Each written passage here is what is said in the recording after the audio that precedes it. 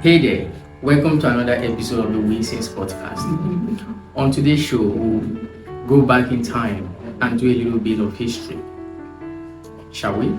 History was removed from the primary and secondary school curricula in the 2009/2010 academic session under the tutelage of an Igbo woman, of course. Her name is Obi Ezekwesili.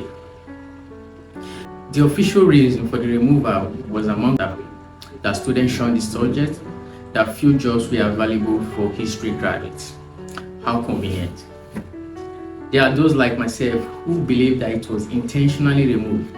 After all, if the new generation of youth has no memory of the past, our leaders won't have any reason explaining why, where, and when. Which brings us to the topic of discourse, Ibo Landing, which majority of you might be hearing for the very first time. This is history, and I'm bringing it to you. This is the story of the resilient Igbo ancestors who choose death over slavery.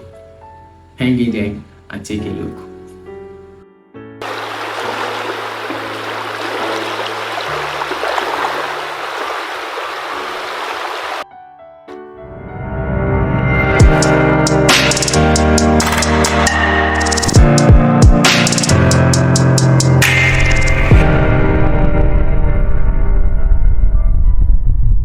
The tragic history of the resilient ones who chose death over slavery.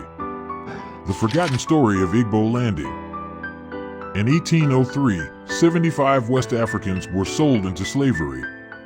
Each person was sold for about $100 to Thomas Spalding and John Coeur. A large number of the slaves were Igbos from the southeastern part of Nigeria.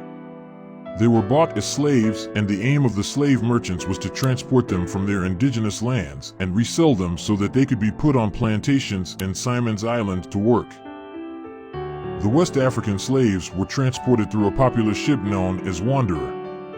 After that, they were chained and put under the deck of a coastal vessel known as the York as it made its way to Simon's Island. The Rebellion. As the ship approached Georgia, the Igbo slaves took over the ship and revolted.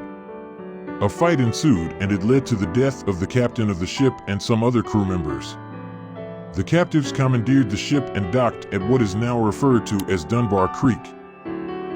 As the slaves left the ship, they marched ashore and walked into the water in Dunbar Creek.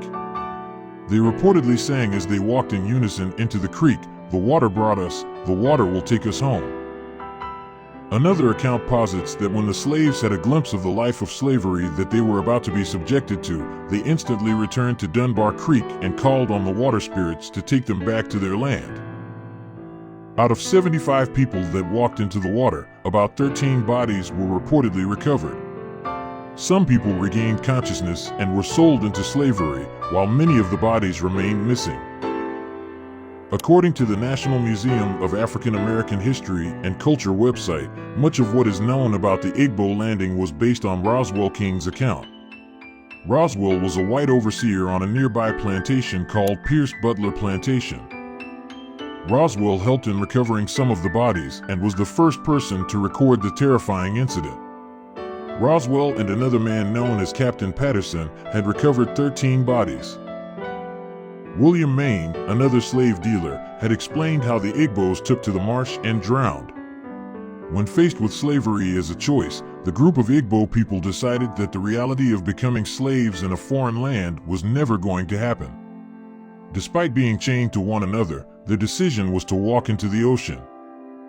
Dunbar Creek on St. Simon's Island, where the victims died, has become a historic site also known as the Ibo Landing. It is the site of one of the largest mass suicides of enslaved people in history.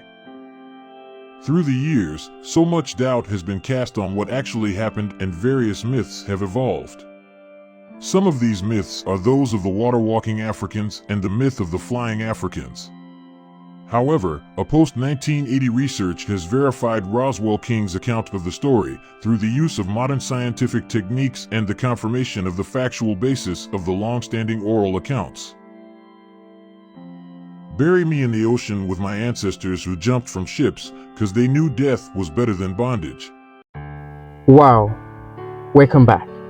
If you still think that the Ibo Landing is a myth, Michael Jordan, in his blockbuster movie, Black Panther, make reference to the Ibo Landing in his dying scene when he said this. Lock me up. No. Just bury me in the ocean with my ancestors that jumped from the ships. Because they knew death was better than bondage.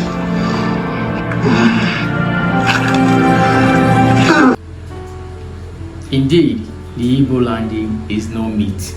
It is part of our numerous history that was hidden from us, and I've managed to bring it back to you. If you like this video, kindly like, share, and subscribe. Death is better than bondage. Elijah Wilson is my name. Bye-bye.